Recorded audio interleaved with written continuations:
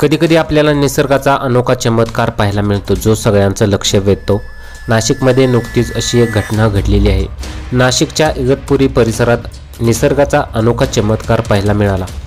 इगतपुरी तालुक्यात शुक्रवारी मुसळधार पाऊस झाला। नाशिकच्या इगतपुरी परिसरात निसर्गाचा अनोखा चमत्कार पाहायला मिळाला। मुकणे धरणात ढगफुटी झाल्याचा दावा स्थानिकांनी केला। धरणात एकाच ठिकाणी पाऊस पडत होता। मुकणे धरणात ढगफुटी झाल्याचा दावा स्थानिकांनी केला होता। या घटनेने नागरिकांमध्ये भीतीचं वातावरण निर्माण झालं होतं, कारण हा पाऊस अतिशय जोराचा होता।